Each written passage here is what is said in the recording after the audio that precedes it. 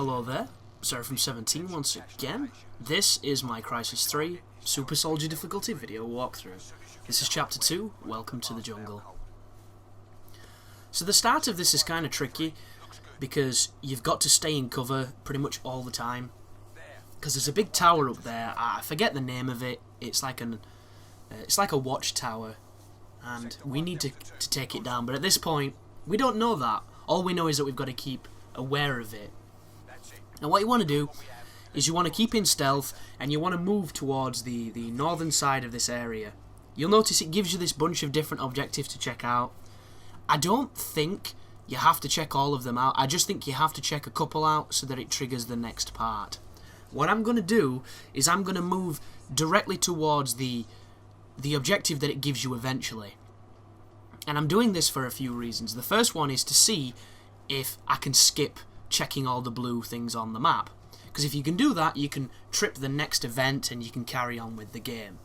And it's just easier that way, because there are caches with weapons and various things to look at and pick up, but I don't think any of them are life-changing. I don't think any of them are going to help, get you through this part of the game, because you started with the bow, you started with the cloak, and they are the two most powerful aspects of this game. But just make sure at any one given point you have a piece of geometry between you and that watchtower. If you don't, it's going to fire a barrage of missiles at you, and the missiles will kill you very quickly. They killed me a few times on my first playthrough before I realised what the game expected of me. But a couple of things to bear in mind. The game works the exact same way that the old Crysis did. Whereas when you apply the cloak, if you are crouched, you will get the most time out of your battery power as you can. This bit was risky. But in any moment when you're not too sure if people can see you, always look at your threat meter. Always look at it, always watch it. If it starts to move, and it's going to move really quick, people, so you need to be reacting to it. Hit that cloak. Regardless of how much energy you've got, it will immediately sink you back down, and it'll give you a handful of seconds, maybe not a lot, to try and improve your position. And for the most, this game, when played like a stealth game, it's very simple. And just because it's simple doesn't mean it's necessarily easy. You're still going to make a couple of trial and error, mistakes. That just comes with the territory of this kind of genre. But it's going to be fun, and it's going to be tense, and I really like that. I do. And that's one of the things I like most about this game. A lot of the press releases before it came out, and a lot of the reviews mentioned how you feel like a predator. You feel like you're stalking things in the grass. Well, if you take a more pacifist approach where you don't kill as many people, and you try and stealth and you try and move, through them freely, undetected, you don't really feel like a predator. You feel like a badass, but you also feel very, very vulnerable, and I think that's the most fun way to play this game. And on the second game, you kind of had to play that way, because if you didn't, you died. Shooting on the second game was a real bad idea. Shooting on this game is a great idea because you're very powerful on this one. Speaking of shooting, this is a Seth weapon, as I think it's Spider just said in his ridiculous English accent. Like as cockney as it gets. And he's not even the guy who voiced the original character, which I didn't realise until I played Crysis 1 a couple days after playing this game. Oh, a little tip here as well, folks. You don't have to take cover in between shots, you can just shoot all three of them. The time it took me to go into cover and come back out, the other turrets would have been dead if I'd have shot them. So I took unnecessary damage just then.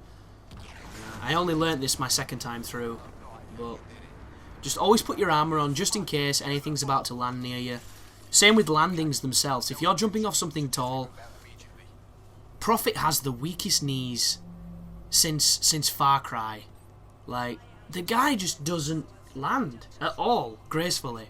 He's in a super high-tech nano suit with alien DNA on it, yet he's got the ankles of Ed 209 in Robocop, who, if anybody hasn't seen Robocop, it's this giant robot that can't walk downstairs because its feet are all clumsy and shit. And it's unbelievable that you can be this big badass monster machine man of just pure violence and mayhem and chaos and killing, yet if you fall off a chest-high rock, you die immediately from an ankle infection of the highest caliber because you went over it a little bit funny. It's unbelievable. Like, I've took worse ankle injuries from playing rounders than this bitch. And I didn't die, because I'm still here. But this sequence here is a big area filled with enemies. The area you need to go to, there's a crescent arch round the outside of it that leads up towards the train station, or the train lines, where your buddy who's talking to you is waiting for you. And you've got a couple of choices here. You can use your equipment and electrocute the water and get some kills, you know, lure people, hit them with the bow, practice on your stealth, practice on your attacks. I'm going to avoid everything. I'm going to try anyway, to try and avoid as much as I can. The only times you're going to see me killing things is if I put myself in a bad situation. But for the most, the high grass helps, the trees and things are going to help as well, but never trust anything. Always put yourself as close to some big thing as you can, like this log. Always check your map to make sure none of the triangles are pointed your way when you're coming in and out of cloak. And if any of them are, release the cloak, watch the threat meter. If it doesn't move, you're fine. If it does, obviously you need to adjust. And just make your way from large object to large object, getting that battery power back. And you can do this slightly faster, but at this moment in time, because I've taken some upgrades from my first playthrough, which I didn't mean to do, guys. Anybody who knows the channel, anybody who knows the way I make guides knows that I try to have as little of an advantage as I can over the standard player, so that the guide will translate to any player. And unfortunately on this game, I fucked up. So I ended up getting like a bunch of abilities that I didn't know I had. There's a dude, Mr. Triangle Face.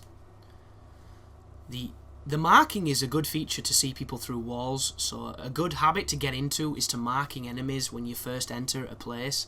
Just tag them all, and then you know where they are, you can keep tabs on them, and they'll appear on your HUD. It's also going to work towards upgrading some of your abilities, leading us back to the thing that I was mentioning. The reason why you don't see me standing up too much is because I don't have the Silent Walk. And the Silent Walk is an ability that you can put on your nano suit, and at this moment in time I'm intentionally not having any of those abilities because I don't want to have something I shouldn't have. For the people wondering who are like, what are you talking about, dude? I've kept the upgrades from my first playthrough of the abilities, so my cloak is now longer and things like that, so those are the ones that I'm not going to be applying, and when I do apply them, it's going to be after a logical amount of time where I would have got them gradually just by playing the game. Because some of them have got interesting requirements, like stand near an enemy in cloak for a minute or something like that. And what I would advise you to do is get to a checkpoint and do it. You know, it doesn't matter if you die a few times, just do it. Get it as soon as you can, because it's going to make your life so much easier. Like, all those abilities, you want to be working towards the ones that benefit you. And the ones I'm going to be using, none of them are going to be combat oriented. They're all going to be towards moving quieter, regenerating energy, and better stealth. So my upgrade path is going to be painfully simple. It's not the only way to play or the only way to win, but it is the one that you're going to be seeing conveyed in this video. But there's your checkpoint. There is the first sequence over. There is us introducing you to the concept of weak ankles. I did miss the secondary objective. There's no real incentive to do the secondary objectives unless you want to learn more about the game. Sometimes you can get some hidden caches of weapons and decent rewards, but this is a short game, and my intention of this guide is to make it even shorter by just ruthlessly, efficiently getting through it and helping anybody who's having trouble just get through. There's something to explain as well. When I say a game is easy, folks, I'm not meaning to demean anybody. I'm not meaning to make anybody feel bad. It's all in reference to what I've played and what I've done personally. And the one thing that makes these videos work on YouTube is that not everybody has done what I've done, you know? Not everybody has the same skill level as me or someone else. We're all different, and that is what makes this channel work. The fact that I can help the people that don't have the time or don't have the ability on the sticks to get past some of these parts. And I'm not saying that Crysis 3 is this beacon of salvation for this entire community of people struggling, because it isn't. This game for most is very simple, but it can be hard, and I just fucked up a hack, which is not good. It just goes to show the hacking on this game is a bit of a nuisance. Did I fuck it up? No, I don't know. I don't think I did. I think I did it okay. I'm so used to messing those hacks up though, folks, and anybody who's played will agree. When you first play this game and you're doing those hacks, you're like, what am I doing? This is weird. And you just end up getting hurt because you did it wrong. A little tip as well, there's an achievement on this game for getting all the weapon attachments, and there's a couple of weapons with specific weapon attachments on them. This level specifically has a feline attachment of a dual mag and an extended mag on this one, which are the two exclusive ones. And I got myself into a situation where I had every attachment but one, and I didn't know which one I didn't have. So I was doing the levels playing through like an idiot, you know, trying to pick up one I'd not picked up already. And there's a way to tell which one you don't have, and it's a really obvious way that I didn't think of because I was looking for a menu to tell me, and the menus don't.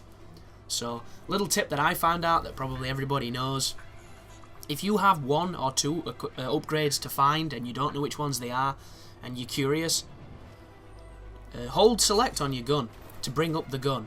If you see an area of that gun that has the circle and the line through it, the denied sign, that is the upgrade you don't have. Then Google whatever that one is, or unless you know what it is, and boom, that's the one you're missing. And it's that simple, and I just didn't think to do it.